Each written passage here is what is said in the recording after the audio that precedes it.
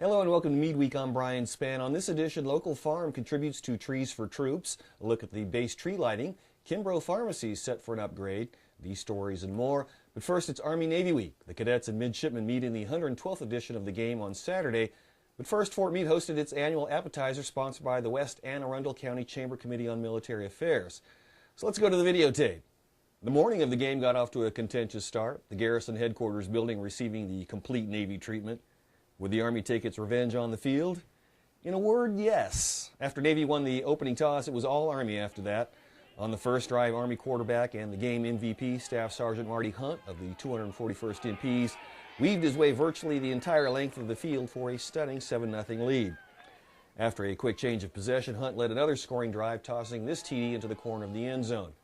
He wasn't done. Just before the end of the first half, he scored from about 5 yards out, making it 19-0 and officially a blowout.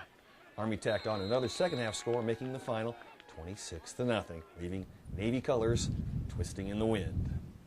In other news, the Kimbrough Pharmacy is closing over the holidays to install a new robotic prescription dispensing system designed to improve pharmacy operations.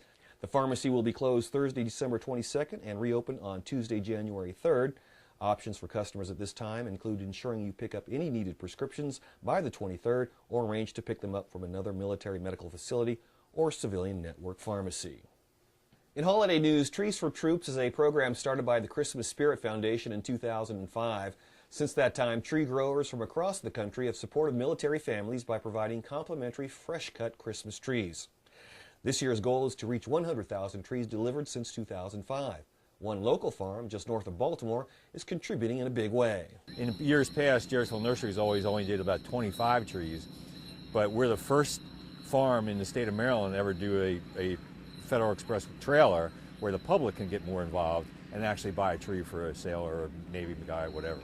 So most of these trees that are being delivered by Federal Express go to all the military bases in the country. Our trees will probably end up going to Fort Meade, and some will go to New York, but they go all over the country as well. But our trees will stay pretty local. The weekend goal of 300 trees cut and tagged for service members was met with the help of local Boy Scouts.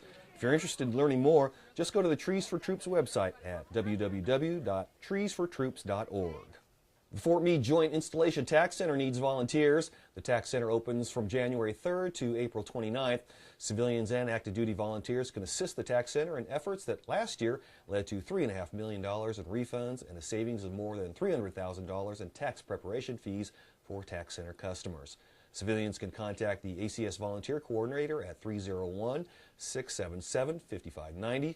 Active duty volunteers must get approval from their commander. In a related story, we welcome back our regular financial feature, Mission Your Money, this time taxes and transitioning from the military.